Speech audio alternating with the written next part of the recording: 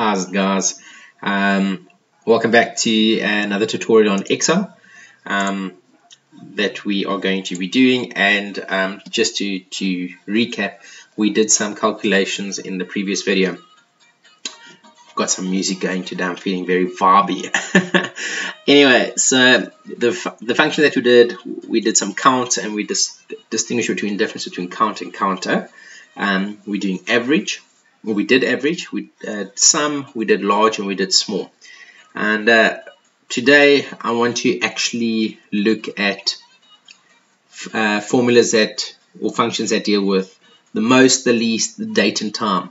So this tutorial is going to be a little bit quicker than the last one, and so let's get straight into it.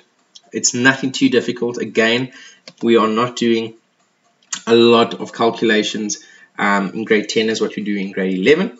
These are just the basics, and I think it's important that we understand it. So what I want to do is I'm just going to hide these cells for now. Okay, I'm just going to hide them, and that's another little trick if you guys want to learn something how to hide things. I've held control down and I've selected it, and I'm going to right click and I'm just going to go hide. It doesn't delete it, it's just hidden it for me for now so that I can get this full view. Right, so the calculations that we're going to be working on today, I'm just going to fill them in already now. And I'm just going to format those to be like that. Right, and the ones that we're going to be doing today is we're going to be looking at max, min, we're going to be looking at the today, and we're going to be looking at now. Alright, and those are very, very important functions or calculations that we're going to be doing. Okay, so with that said, let's get stuck into it. Okay, and I need to bring to your attention that for the purpose of this, the reason why we do the maximum, okay, it shows the biggest value, alright, in a particular data set.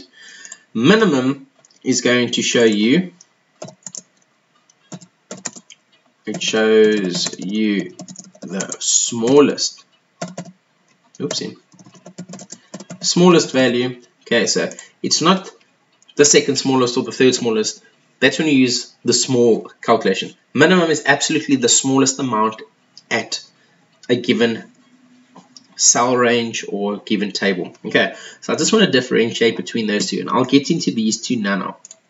So when we look at the most pocket money, we are obviously looking for the person that's got the maximum amount. Okay, now again, I need to stress this. You guys can go and type in, oh, okay, Harry's got 1,500. Oaks lekker. Yeah, again, 0. Okay, because I'm specifically asking you to show me a function, okay, or a formula to get to that. So by merely typing it in, I will not give you the marks, okay, because we need to utilize the tools that Excel gives us. We need to utilize the function bar at the top there, okay, so let's utilize it.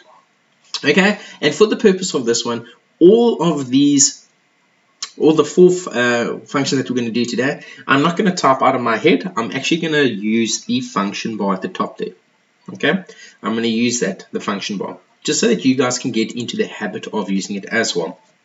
Right, so the first one is we want to the most pocket money. So let's pull up the function bar, and it says search for a function.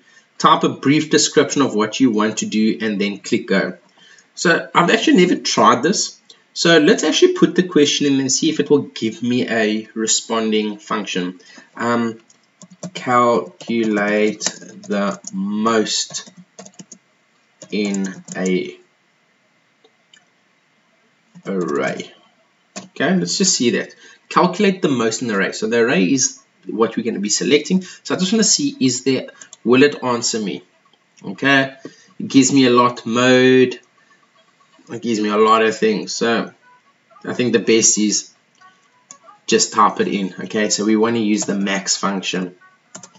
Right, and here it says the max returns the largest value in a set of values. Okay, so okay, let's go now. So in there, we want to know the most pocket money.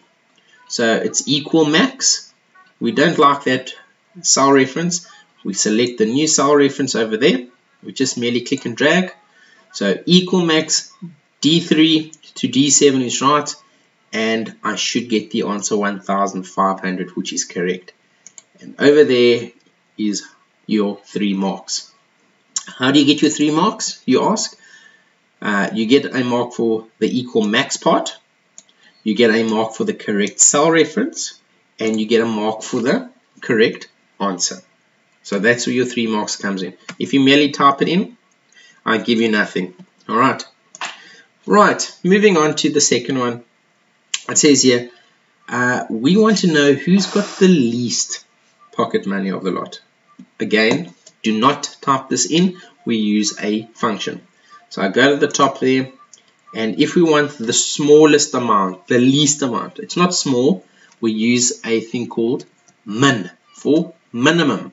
Okay, and there it tells me min returns the smallest number in a set of values. So if I go OK, I'm going to select my range again, and because it's not in an order, I can see 250 is the least. No, it's not. 150 is the least, sorry. And there it tells me over there 150. Hit OK, and there is my value. Now, if we look at the date, okay, there's 2 over here that we can use. And the one is for the date, and one is for the date and time.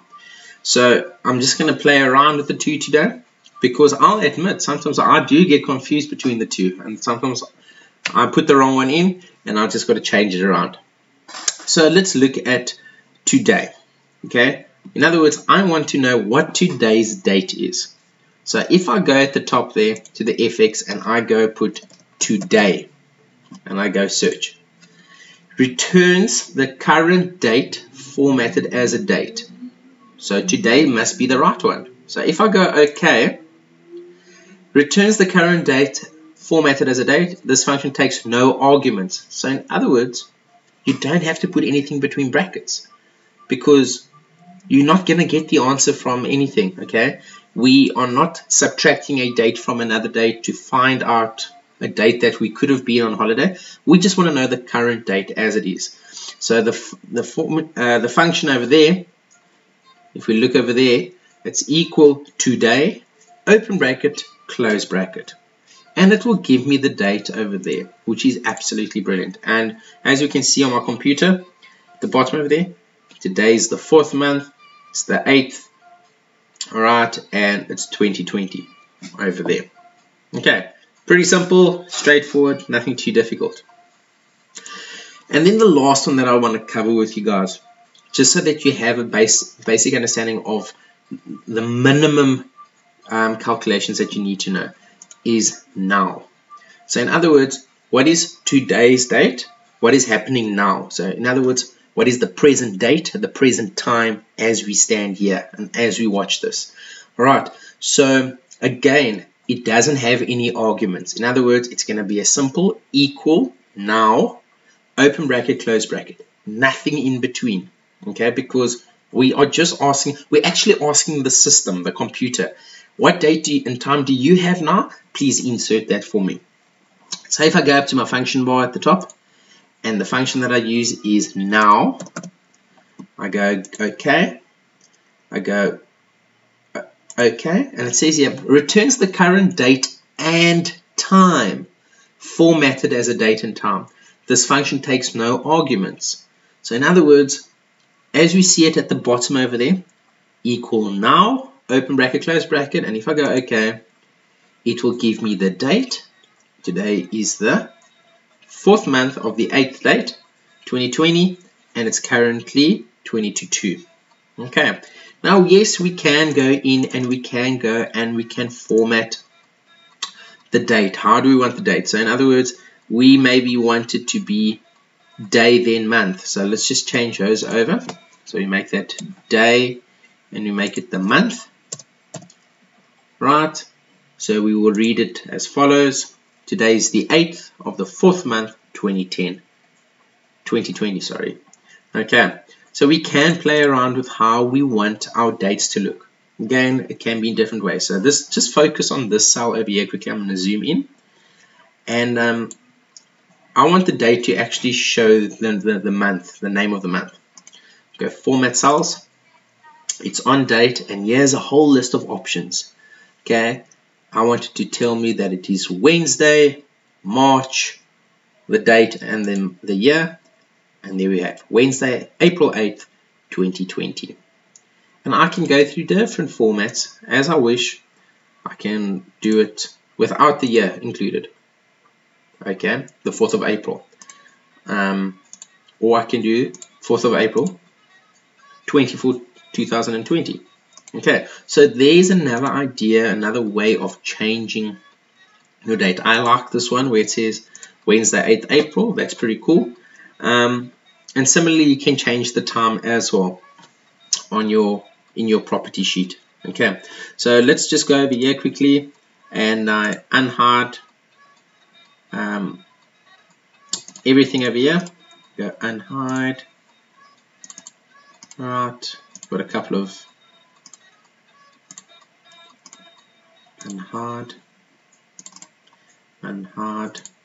Right, and there is some of our calculations that we did over the period of 2 videos.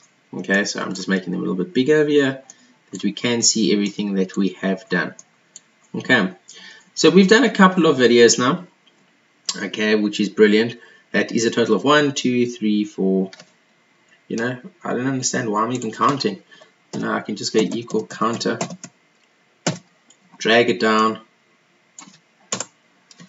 I've shown you a total of 9 calculations, which is going to be brilliant for you guys when you do your first practical when it comes to Excel. Those are the ones that you use. Later on, once we start applying more, we'll do more calculations where we can subtract something from something else. But for now, that is the part 2 of calculations, basic calculations.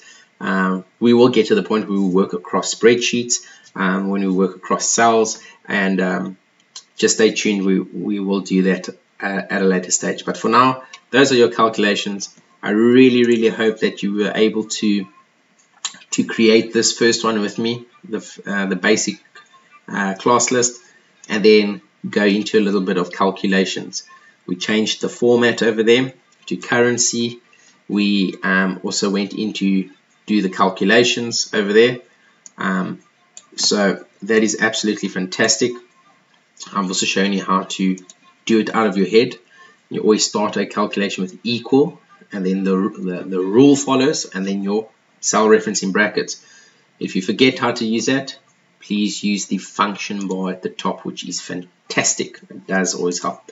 Alright, but for now, I think that is a good start for you guys, and stay tuned for more videos. Thanks a lot, guys.